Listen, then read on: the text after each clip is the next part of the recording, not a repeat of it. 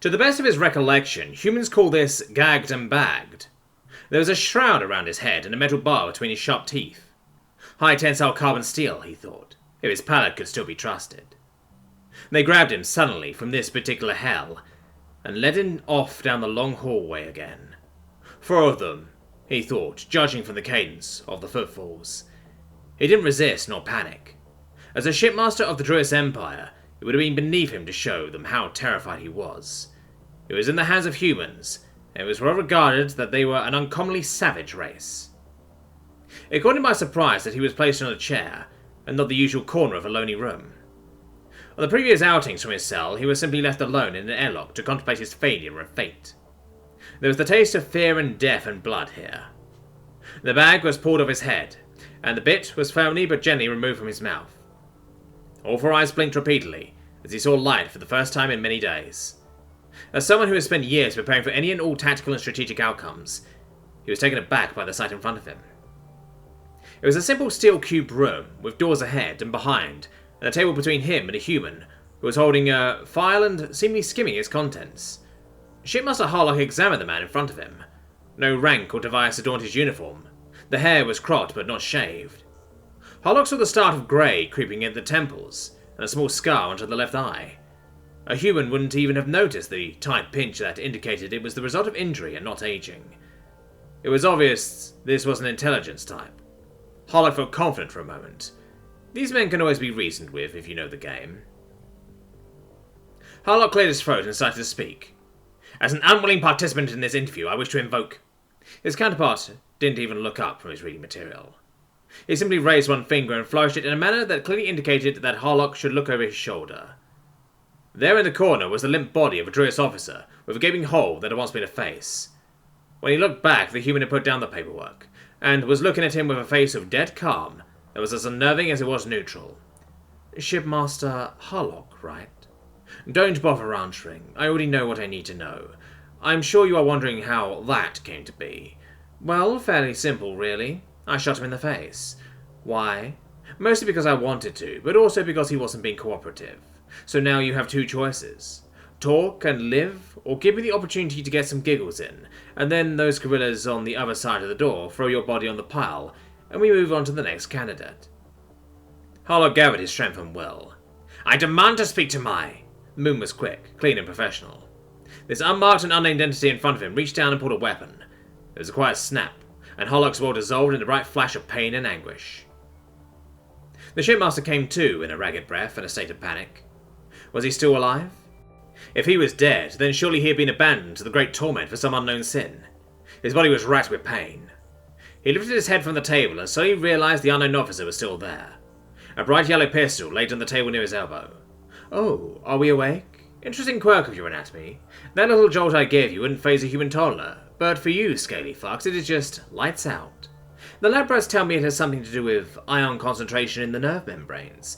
Personally, I don't care. I just know it's useful. That is your introduction to what those nerds call competitive biology.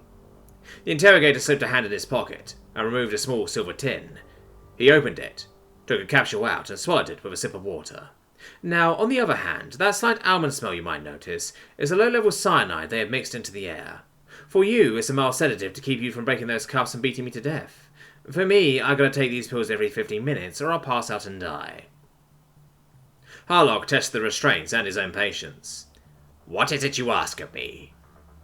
This question elicited the first notion of a response from the other side of the table. The man's eyebrows raised slightly, and his 2 deep-set predator eyes bounced left to right and back again. The shipmaster could not be sure how much was genuine and how much was calculated. I'd really like to not have shot you in the face. Let's start there. Harlock let out a hoarse gasp that he knew his interrogator would understand was a resigned chuckle. I think we can both find that a situation we would rather avoid. The officer turned in his seat and leaned forward against the table. He put his elbows on the edge and rubbed his eyes with the thick part of his palms. For the first time in this exchange, Harlock saw the mask of intimidation drop and the weariness in the face of his captor.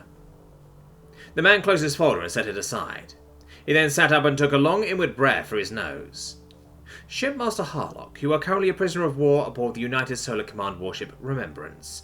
Alongside her brother ship the Vengeance, and a large fleet we are currently headed at high speed to your home world. It is the royal not me and you, intention to glass the bejesus out of your little ruck and kill every single one of your people. Another long breath.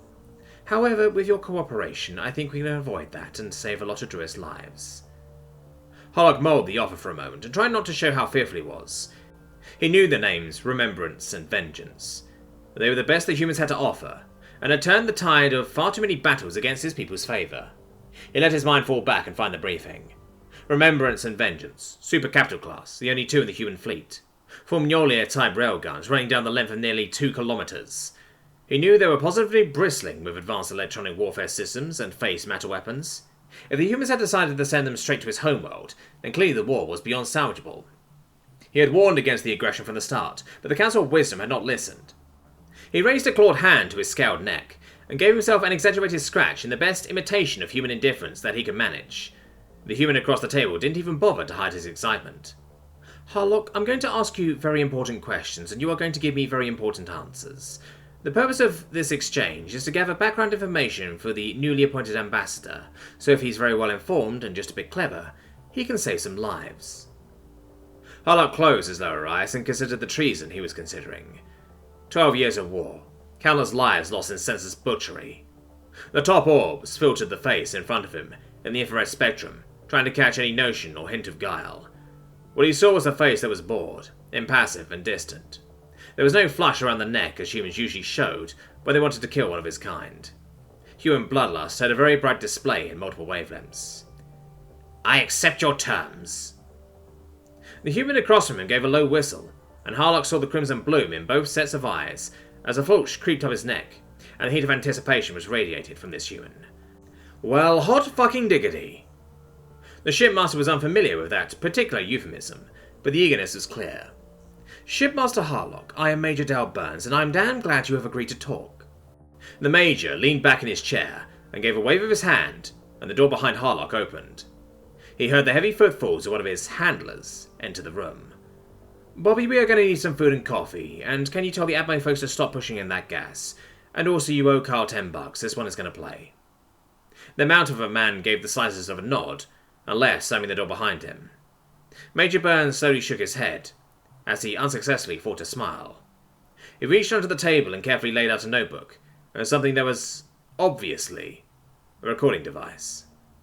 We know you were there, so let's start with the massacre of New Venice.